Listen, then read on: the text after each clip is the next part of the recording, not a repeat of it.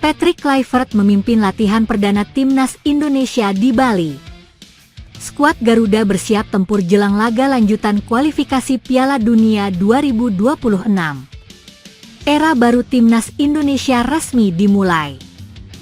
Pelatih anyar Patrick Kluivert memimpin langsung latihan perdana skuad Garuda dalam pemusatan latihan (TC) jelang laga hidup mati melawan Cina di kualifikasi Piala Dunia 2026.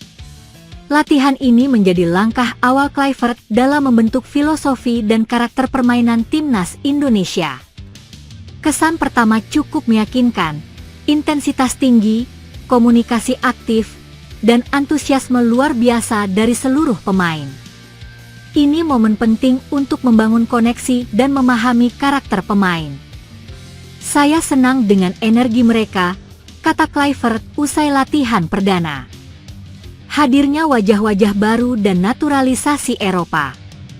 Dalam sesi kali ini, beberapa pemain naturalisasi asal Eropa yang sebelumnya belum pernah membela timnas senior secara penuh, turut ambil bagian. Salah satunya adalah Ula Romeni, striker berdarah Belanda yang baru saja menyelesaikan proses naturalisasi.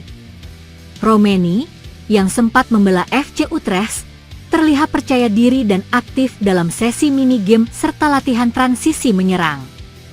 Kluivert, yang mengenal profil Romeni dari Liga Belanda, tampak memberi perhatian khusus pada sang penyerang yang dinilai bisa jadi senjata rahasia Garuda. Selain Romeni, ada juga Rafal Struijk, Tom Jan Marinus Haye yang sudah lebih dulu menjadi bagian skuad. Kehadiran para pemain diaspora ini memperkuat nuansa Eropa dalam permainan timnas dan menjadi fondasi penting dalam transformasi ala Kluivert. Kami punya banyak pemain berbakat, termasuk dari luar negeri yang punya akar Indonesia. Ini memberi warna berbeda dan memperluas opsi taktik kami, jelas Kluivert. Komposisi seimbang, senior, muda, dan diaspora. TC Bali diikuti oleh 28 pemain dengan komposisi seimbang antara pemain senior serta para pemain abroad dan naturalisasi. Nama-nama seperti Marcelino Ferdinand, Pratama Arhan telah bergabung.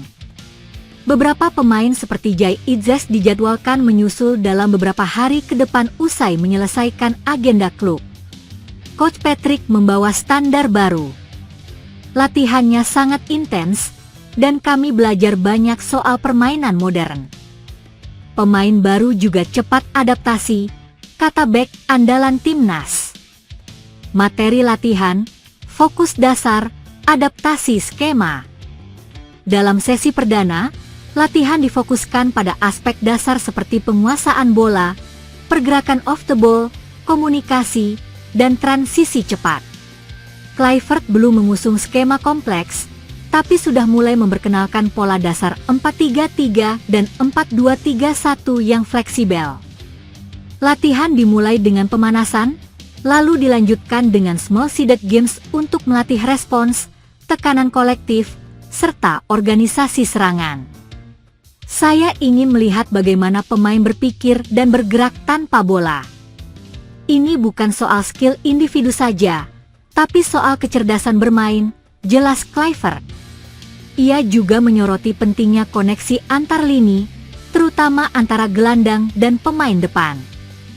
Dalam sesi itu, kombinasi Tom Haye Marcelino mulai dicoba sebagai poros tengah, dengan Romeni dan Struijk dirotasi sebagai target man dan penyerang sayap. Fokus ke laga kontra Cina. TC ini jadi persiapan utama menjelang laga penting melawan Cina yang akan digelar pada 6 Juni 2025 di Stadion Utama Gelora Bung Karno, Jakarta. Laga ini sangat krusial karena posisi Indonesia dan Cina di klasemen grup F hanya terpaut 1 poin. Kemenangan akan membuat Indonesia melesat ke posisi 2, sekaligus menjaga asa lolos ke ronde ketiga kualifikasi dan mengamankan tiket Piala Asia 2027. Kami akan pelajari kekuatan Cina secara detail dalam beberapa hari ke depan. Sekarang fokus ke kerja dasar dulu. Nanti kami akan simulasi skema permainan dan strategi menghadapi mereka, ucap Kluivert. dukungan penuh PSSI dan penekanan profesionalisme. PSSI menegaskan bahwa TC di Bali bukan sekadar persiapan biasa.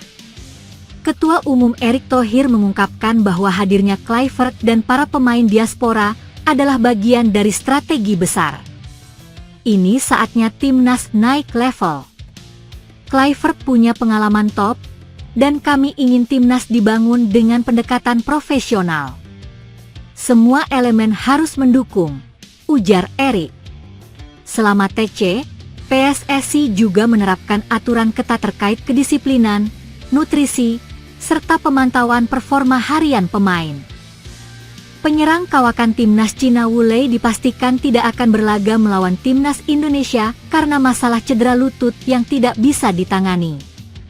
Media-media di Cina menyebut Wu Lei tidak bisa berpartisipasi dalam latihan jangka panjang dengan intensitas tinggi bersama skuad naga.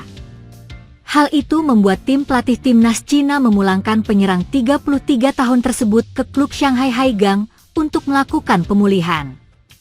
Cedera lutut kambuhan Wu Lei tidak bisa tertolong dalam waktu dekat.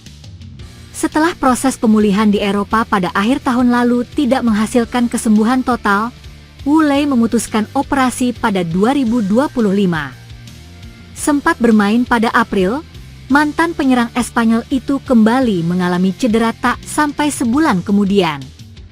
Kini penyerang yang pernah membobol gawang Indonesia pada kualifikasi Piala Dunia 2018 itu tak akan bertemu lagi dengan tim merah putih. Pria dengan koleksi 36 gol dan menjadi pemain aktif dengan gol terbanyak di timnas Cina itu pun menyusul Xie Weneng dan Lin Liangming yang dipastikan tidak akan berlaga melawan Indonesia karena akumulasi kartu. Tanpa Wu Lei, Cina masih memiliki pemain-pemain lain yang bisa mengisi pos penyerang seperti Zhang Yuning yang membobol gawang Martin Paes pada pertemuan Oktober 2024. Selain itu terdapat penyerang muda yang sedang naik daun Wang Yudong, serta pemain naturalisasi Serginho.